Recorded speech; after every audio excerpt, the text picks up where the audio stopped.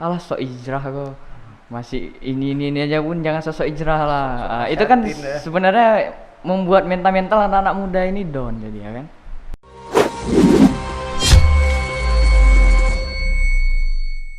Assalamualaikum warahmatullahi wabarakatuh. Kembali lagi di Kodapi Kopi Dakwah Podcast di AHA TV.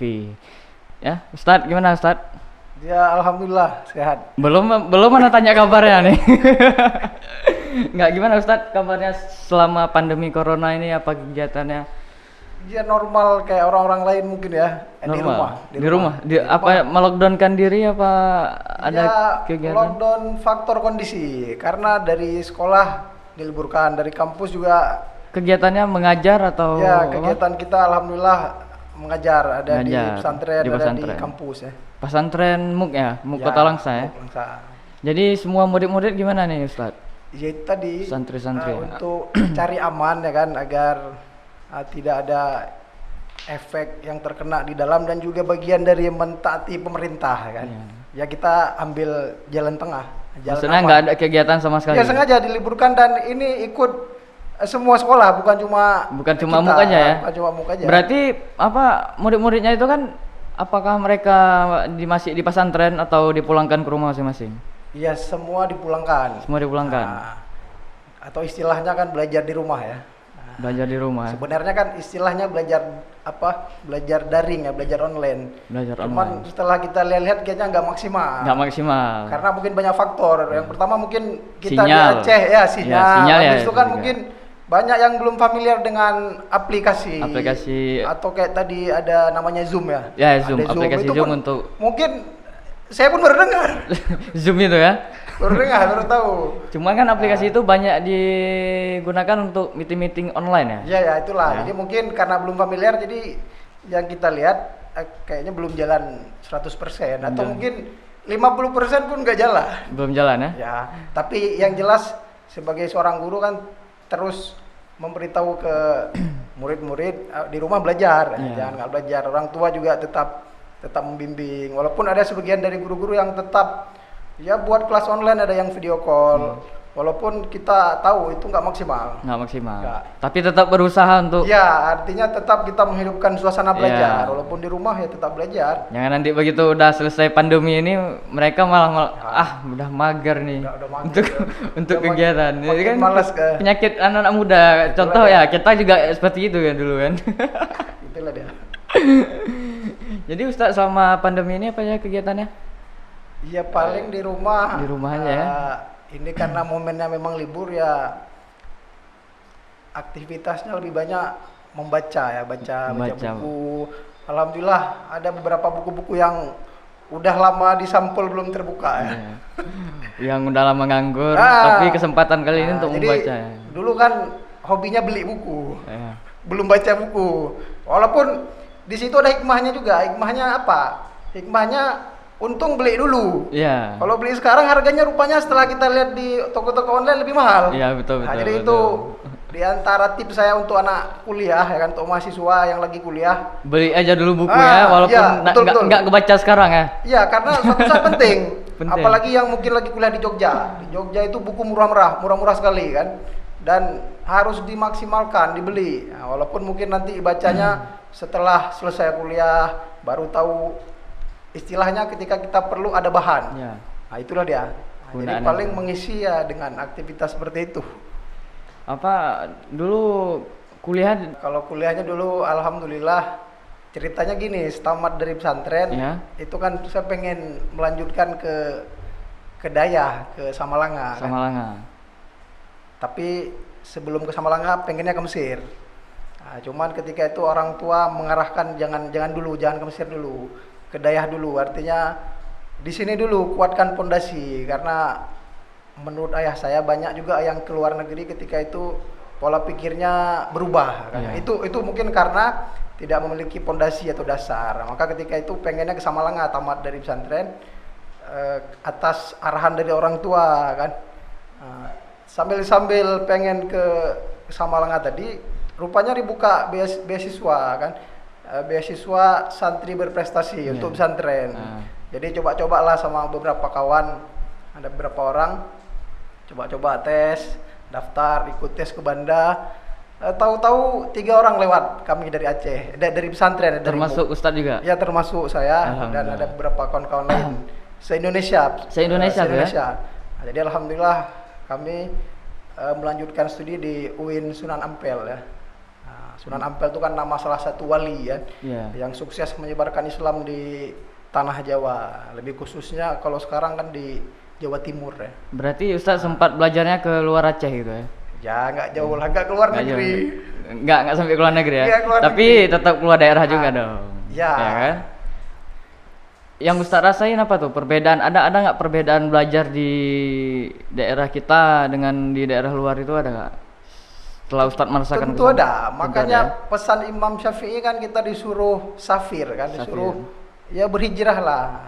Tajid aywadan amman tufarik, kau akan dapat sesuatu yang mungkin tidak engkau dapat di kampung. Ya. Apalagi ini mungkin kita nggak usah pergi jauh ke Pulau Jawa ya, ke Medan aja lah. Ini kita baru sikit dari Langsa ke Medan berapa jam? Sekitar 3 lah. Baru kurang 3 lebih jam kita melangkah ke Medan, kita udah melihat budaya yang berbeda. Atau nggak usah ke Medan dulu ya, ke Aceh. Simpang, Ke Aceh Tamiang. Ke Aceh Tamiang. Kita udah lihat Itu dengan durasi yang setengah jam ya? Itu yang durasi setengah jam, kita udah lihat cara ngomongnya manja kabal. Itu baru sedikit. Kita dapat ilmu budaya. Oh kayak gini cara ngomongnya. Belum lagi ketika kita bergaul lebih lama. Oh kayak gini tradisinya. Iya. Akhirnya kita sadar makin lama kita melangkah makin banyak yang kita lihat. Makin Makanya banyak juga kan, pengalaman yang kita dapat makanya ya? ada istilah kan kata dalam tempurung kan. Iya. Kenapa? Ya karena nggak kemana-mana. Dia merasa paling hebat. Ketika dia bersuara, seolah-olah suara dia paling hebat kan. Padahal di sana ada singa, Iya. ada hewan-hewan yang lebih ekstrim lagi. Nah, cuma karena kita nggak pernah keluar, kita merasa di Langsa, akulah yang paling hebat. Paling hebat. Nggak Padahal tahu nggak begitu tahu. dia udah keluar. Ketika kita mungkin gitu. merasa kita punya keahlian, aku paling jago edit di Langsa ya kan. Tahu-tahu kan ketika kita mulai bergaul dengan komunitas anak-anak editor Aceh misalnya, wah ngeri kali skillnya kan, ini pakai plugin apa dia? Plugin, pakai plugin apa kan? segala macam. Istilah gitu. anak muda kan. Jadi ternyata makin banyak melangkah, makin banyak yang kita lihat. Iya. Dan makin banyak juga pengetahuan Ya, kita, makin wawasan banyak kita juga pengetahuan, semakin wawasan luas kan. kita. Nah, itu contoh tadi ke Medan. Kalau kita ke Jawa lebih lagi, ketika kita masuk ke Pulau Jawa itu kan salah satu pulau dengan penduduk terpadat Iya, kan. betul. Makanya kemudian ketika kita kuliah di Jawa, di antara nilai plusnya kita banyak bergaul. Ada orang Kalimantan, orang Banjar, orang Papua, dan kita melihat semua tipe-tipe karakter mereka. Nah, dan kami punya cerita dulu ketika di Malang, Ya. itu anak-anak Aceh pernah buat tanding bola dengan orang Papua kan. Heeh. Jadi baru beberapa ronde udah kalah. Anak-anak Aceh. Anak Aceh kan. Anak Aceh. Akhirnya kan orang itu kan heran, kok kita lo udah nyawa kan. Akhirnya jawab salah seorang kan. Heeh. Ini mungkin agak kasar ya, tapi nggak apa-apa, nanti disensor ya. Bisa kita sensor. Kata salah satu anak Aceh ini, puhan ada lo udah nyawa, nyan awak pelit. Kita apa nggak kalah? Orang itu di kampung biasanya memang Nah, jadi ini menambah wawasan kita. Bagaimana mungkin lingkungan orang membentuk fisik. Iya. Makanya kalau kita lihat kan kayak mana di Rusia tuh kan fisiknya kuat-kuat. Makanya siapa tuh Ramzan ya? Heeh. Ramzan Kadyrov tuh kan dia dari daerah mana tuh? Chechnya, daerah-daerah Rusia, pinggiran Rusia, pecahan Rusia kan. Maksudnya daerah-daerah pedalaman gitu. Daerah Rusia lah, pecahan Rusia. Itu kan memang orang itu kan secara fisik besar-besar karena daerahnya pun daerah keras. Apalagi Chechnya itu kan dulu kan pernah dijajah oleh Rusia dan orang itu punya semacam kekuatan militer sendiri. Nah, itu membentuk mereka. Nah, jadi intinya semakin banyak kita berjalan ya semakin banyak yang kita lihat. Nah, mungkin Bang Pajar pun kayak gitu kan. Ketika udah ke Medan lihat orang, keren kali kok orang. Kita nggak ada apa-apanya di Langsa. Iya, Akhirnya betul, pelan-pelan betul, kita Ustaz. jadi motivasi. Betul, Ustaz. Makanya semakin banyak kita pergi, semakin kita dapat ilmu dan merasa kita tuh belum ada Iya, apa-apa kok. Betul. Cuman Bahkan seharusnya kita jadikan diri kita, kok dia bisa gini, kenapa aku nggak bisa? Ya, betul. Gitu. Jangan kita jadikan semacam Saingan. iri itu. Ya, betul. Artinya jadikan motivasi. Gitu betul. Ya betul. Lah kita lihat anak-anak muda sekarang ini pun banyak yang maksudnya kita bilang hijrah ya. Ya. Mengenai hijrah, banyak juga anak-anak muda sekarang yang mulai bermula-mula awalnya hijrah pelan dan begitu di di pertengahan jalan mereka down. Gitu.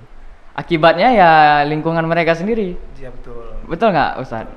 Kan banyak tuh kita lihat sekarang. Iya. Ketika dia mulai berhijrah dan memposting yang kata kalam-kalam ulama-ulama gitu di sosial media, dan mungkin ada teman-temannya yang mengatakan alah sok hijrah kok.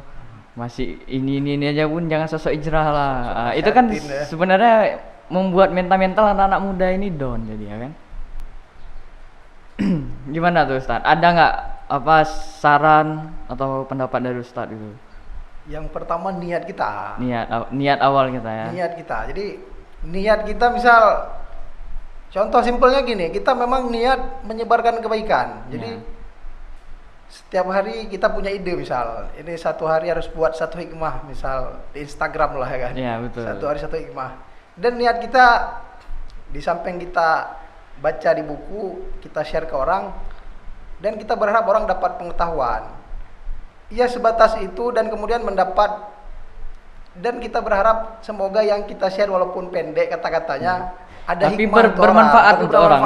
Betul juga itu. Jadi niatnya sebatas itu karena Allah, karena mencari manfaat. Ya. Dan bukan selebih dari itu, misal karena jumlah like. Ini pengaruh nih.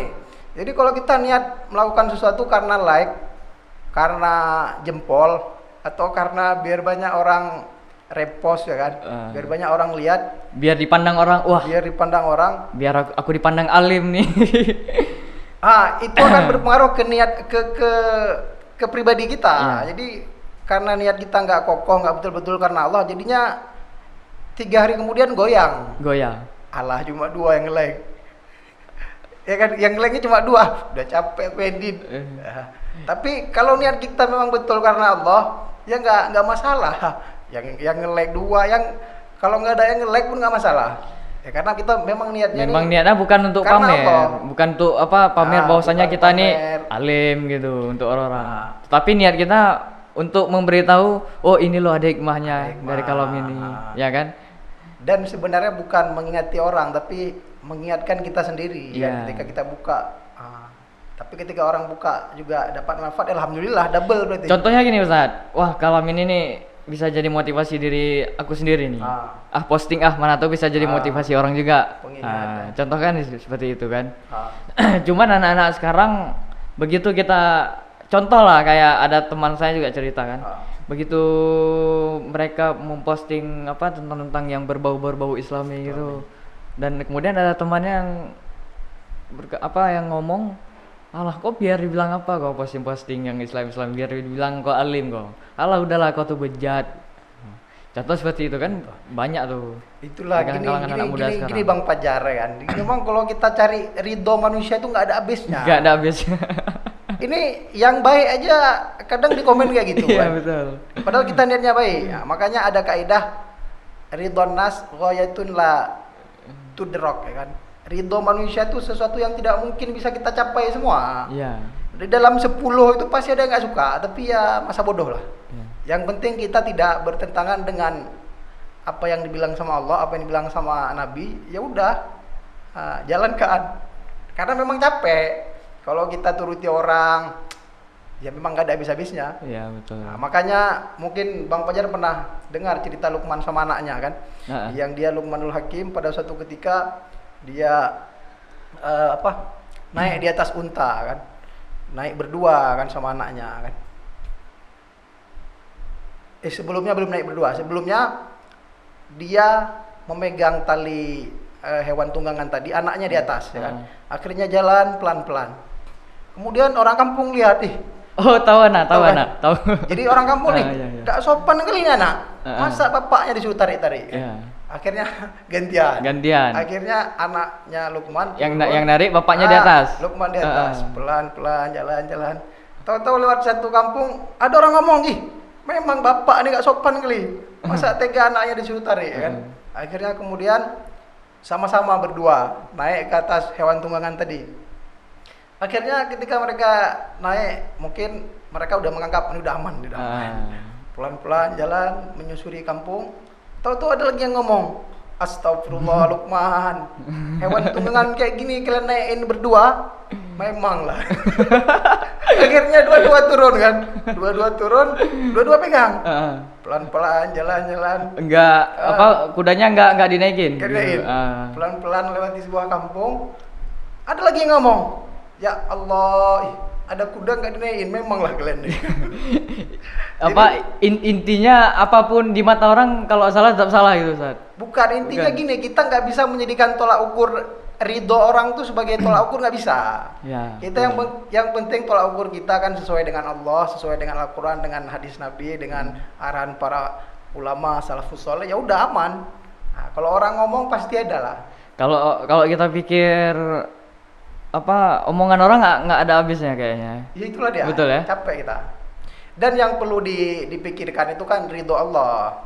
Nah, ridho Allah yang perlu kita cari. Bukan ridho manusia. Kalau ridho manusia ya memang capek kalau kita ingin semua manusia suka sama kita, enggak. Tapi yang paling penting ridho Allah yang harus kita capai, kita raih. Ini ngomong-ngomong kodak kopi dakwah nih, kita lagi berpuasa nih Ustaz. Nggak ada kopinya. Enggak apa-apa, nunggu buka. Sambil nunggu buka kita ngobrol-ngobrol. Ya mungkin ini Bang Fajar yang seru nih kan. Kita kaji kan tentang puasa sama kaitannya dengan milenial. Ya betul. Betul. Jadi ada saya baca-baca sejumlah tulisan dan sejumlah artikel. Jadi di era modern ini banyak penyakit psikologi yang menjangkit para milenial. Milenial. Tahu apa nama penyakitnya? Apa tuh? Mungkin pernah dengar ya kalau buka-buka di Instagram ya. Nama penyakitnya social climber. Maksudnya? Panjat sosial. Oh, iya. Apa? Panjat sosial. Ya. Tahu ya? Tahu. Kayak mana tuh? Contoh gini, maksudnya misal Ana ini punya followersnya banyak, sampai 500.000 gitu.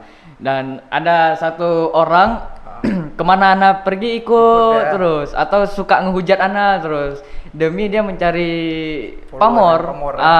Biar dia juga banyak followernya. Itu contoh panjat sosial. Ya betul. Nah, jadi dalam psikologi modern itu menurut literatur penyakit itu banyak menimpa masyarakat milenial sekarang. Jadi social climber itu semua orang ingin tampil wah, ya kan? HP harus iPhone, sepatu harus merek Nike tipe apa misal, baju harus merek branded lah, ya kan? Apalah terserah, tas, jam semua. Sehingga kemudian social climber ini orang yang punya penyakit social climber ini dia akan merasa tidak berharga hidupnya apabila merek jam yang hau-hau atau merek sepatunya sepatu yang hau-hau kan, sehingga kemudian jadi nggak semangat dia kan, jadi nggak mau dia keluar sama kawan kan? Jadi ngerasa minder sendiri. Jadi ngerasa ilfeel bahasa sekarang, minder dia kan, sehingga kemudian timbul hal-hal yang tidak diinginkan. Pertanyaannya bahayanya di mana? Bahayanya di mana? Bahayanya kalau menurut Ana sih nggak ada kepercayaan diri dalam diri dia. Betul. Satu kan. Yang kedua bahayanya, yang kena penyakit social climber ini dia akan terus mengikuti hawa nafsunya. Jadi ketika misal handphonenya udah iPhone, sekarang tipe berapa? Sekarang yang paling tinggi kalau nggak salah 11 Pro Max. 11 Pro Max ya kan. Tapi kemudian ketika tahun depan keluar lagi yang 12. Dia nggak punya uang, dia siap mencari hal-hal yang mungkin bertentangan dengan agama untuk bisa dapat yang terbaru. Nah, jadi bahayanya social climber ini adalah kita akan menuruti hawa nafsu dan menghalalkan segala cara. Makanya kita jangan heran, banyak mungkin anak muda pakai barang-barang branded ya kan, tapi coba dicek. Ya betul. Apanya dicek? Banyak tuh, Ustaz. Bukan, yang dicek ginjalnya. Ginjalnya masih ada atau enggak? Dicek ginjalnya masih ada apa enggak? Nah, jadi gini, kaitan social climber ini sama puasa erat kali. Jadi orang yang kena penyakit social climber akan merasa minder ya, gara-gara Hondanya Honda Beat ya kan. Banyak sekarang di Instagram tuh. Itulah. Yang nenek kereta Beat tuh banyak dipojokin. Gara-gara Honda Beat dia nggak mau lagi diajak jalan-jalan ya kan. Jadi Jadi minder, jadi malu dia kan. Sehingga kemudian dia mikir kayak mana caranya bisa beli Honda CBR ya. Nah, sehingga kemudian dikhawatirkan ketika kita punya nafsu besar nggak ada iman, kita berani menghalalkan segala cara. Ya, betul. Kita berani nyuri, ngerampok, begal. Berjudi. Itu begal setelah dilakukan penelitian salah satu faktornya kadang itu. Nah, karena keinginan hawa nafsu tadi pengen Honda yang wah biar dilihat wow ya kan. Alhamdulillah ya sampai sekarang di Aceh kita nggak pernah ada ya. Ada sekali. Ada tapi skalanya nggak besar ya. Nggak besar. Ya mungkin alhamdulillah kita nggak terikut mungkin kan dengan ya fenomena itu. Nah, jadi balik ke cerita social climber tadi dan puasa. Jadi di antara tujuan puasa itu kan untuk menahan hawa nafsu. Hawa nafsu. Bang Fajar ini pasti banyak keinginannya kan? Oh banyak. Saya juga. Setiap orang kalau bilang keinginan apa banyak. Banyak. Mungkin sekarang ini Bang Fajar pakai kamera apa nih? Kamera untuk kerja nih. Kamera untuk kerja apa nih? Saya pakai Sony A6000. A6000 kan. Itu pasti ini lagi ngomongnya pasti terpikir kapan bisa beli Sony di atas itu kan? Iya betul. Setiap hari itu Ustaz. Setiap hari kan. Jadi itulah, jadi diantara tujuan puasa kan imsak, menahan diri, mengontrol diri kita nih, biar kita nggak dibodohi sama hawa nafsu lah. Betul. Kita kadang ketika kita nggak ada iman, hawa nafsu di depan itu ya kayak cerita tadi, kita bisa menghalalkan segala cara karena demi pengen HP mewah, mobil mewah, ya kita kadang menghalalkan hal-hal yang haram. Makanya nggak heran sempat heboh dulu kasus travel apalah gitu kan. Itu kan ya karena fenomena tadi. Setelah dilihat di media sosialnya dia foto di luar negeri ini itu, ya ternyata kepentingan orang jadi kepentingan pribadi ya. Makanya itu contoh gambaran kecil bahayanya kalau kita nggak bisa menahan hawa nafsu. Dan hawa nafsu itu memang harus ditahan ya. Itu termasuk musuh terbesar umat manusia tuh Ustaz. Ya betul ya. Hawa nafsu. Jadi hawa nafsu itu internal ya. Kalau eksternal setan kan, internal betul ya, eksternal luar ya. Iya, jadi internal hawa nafsu, eksternal setan. Memang bawaan dari lahir. Enggak juga. Jadi hawa nafsu itu bisa dilatih. Makanya kan kita jangan terbiasa ketika ada hal-hal yang haram kita ikutin. Nah itu kalau kita sering seperti itu, suara batin kita pun jadi nggak respect ya. Sehingga kita nggak ada dosa ketika kita makan jajan orang ya selalu aja. Jadi nggak ada rasa bersalah gitu. Istilah dalam tasawufnya kan mati kolbun ya. Suara hatinya itu udah mati ya. Sautut domir ya. Suara hatinya udah mati. Makanya Bang Fajar kan ketika kita mau buat aneh-aneh ada bisikan nggak enak, alhamdulillah. Berarti hati kita masih on. Masih hidup. Masih berfungsi gitu ya. Berfungsi. Tapi ketika kita buat aneh-aneh, nauzubillah misal nodong orang dengan pisau. Ketawa kita kan gak ada rasa bersalah, maka kita patut bersedih. Berarti ini hati kita nih udah kayak mana nih? Begitu kita todong, wah ini aku superhero nih, hebat nih aku. Nah, makanya kita patut kita wanti-wanti ya. Jadi dengan puasa tadi lah kita bisa mengontrol hawa nafsu. Makanya kenapa kita berpuasa? Tujuannya salah satunya itu tadi menahan kesabaran kita. Karena kata Nabi, as-shaumu nisfus sabri kan. Puasa itu setengah dari sabar. Jadi ketika kita berpuasa kita latihan sabar. Ya Allah nggak boleh makan. Padahal di depan tuh ada makanan yang enak. Kita uang ada, mau beli gampang. Cuman karena Allah, ya udahlah nggak makan dulu, kita tahan. Nah, dan puasa ini Bang Fajar bukan cuman ibadah orang Islam, tapi ibadah manusia. Ibadah manusia. Banyak juga loh Ustaz, yang non Muslim melaksanakan puasa. Itulah karena pengaruhnya besar. Pengaruh untuk kesehatan ya juga ya. Betul, kesehatan, mengontrol diri, healing istilahnya, mengontrol diri. Nah, itu bagus dengan puasa. Makanya pernah nonton film-film biksu-biksu kan, yang bertapa. Ya. Itu kan bagian dari puasa. Mereka kan puasanya puasa vegetarian, tidak makan daging. Walaupun nanti ada tahapannya, ada yang memang puasa betul-betul selama berapa puluh hari nggak makan. Nah, sehingga kemudian mereka tahan nggak kawin, sanggup. Ya karena nggak makan. Betul ini. Betul. Orang kalau misal cobalah contoh ya, misal Bang Fajar nggak makan daging selama berapa pekan kan. Itu bawaan kita mungkin libido kita ya biasa aja selalu. Nah, ya kan. Tapi kalau selalu makan daging, mungkin kalau bahasa kita kan bisa kena apa istilahnya? darah tinggi ya. Ya bisa kena darah tinggi ya. Itu kalau terus-terusan makan daging. Nah, makanya dengan mengontrol tadi imsak tadi, kapan makan daging, kapan puasa, itu bisa berpengaruh ke jiwa kita. Kita bisa mengontrol keinginan kita. Jadi bukan kita dikontrol sama hawa nafsu, tapi kita yang mengontrol hawa nafsu. Jadi itulah pentingnya puasa. Makanya di Quran itu Allah pakai istilah ya ayyuhalladzina amanu kutiba alaikumusiyam kan. Kama kutiba alal ladzina min qablikum la'allakum tattaqun. Wahai orang beriman, kutiba di situ artinya diwajibkan atas kalian. Diwajibkan di sini artinya fi'il madhi majhul, artinya tidak disebutkan pelakunya. Padahal kan yang perintah siapa? Allah. Allah. Tapi Allah nggak bilang Allah yang perintah. Allah pakai fi'il madhi majhul tadi, kutiba, diwajibkan. Kenapa? Jadi menurut para ulama tafsir, kenapa majhul? Itu karena pentingnya puasa. Jadi andaikan Allah nggak suruh kita puasa, maka kita semua ini harus membuat program puasa, entah dalam sebulan 3 hari, dalam sebulan mungkin 1 hari. Kenapa? Ya karena tadi tubuh kita kan ibarat mesin. Kalau HP mungkin 24 jam nggak mati wifi, terus kita pakai, kira-kira panas nggak? Panas. Bisa rusak kan? Nah, maka tubuh kita pun seperti itu. Sebenarnya puasa ini kan recovery istilahnya ya, kalau di laptop ya. Iya betul. Memperbaiki kan. Jadi dengan puasa lah kita memperbaiki tubuh kita, memperbaiki imunitas kita, dan bukan cuma fisik tapi juga secara batin kita perbaiki kan. Dengan puasa kita dilarang suudzon, dilarang mengucapkan kalimat-kalimat yang tidak manfaat, melihat yang tidak manfaat. Makanya puasa sebenarnya bukan nahan lapar doang. Ini yang perlu kita garis bawahi. Makanya tapi mindset orang kita nih asal udah aku udah nggak makan-makan, udah nggak minum-minum dari sahur sampai maghrib, aku udah puasa. Sebenarnya nggak apa-apa juga. Betul. Karena kalau kita lihat di dalam kitab-kitab penjelasan tentang puasa, mungkin di dalam Ihya juga ada, itu puasa ada tingkatannya. Nah, jadi mungkin yang tingkatan seperti tadi ya tingkatan awam, sekedar menahan lapar udah hebat kali lah.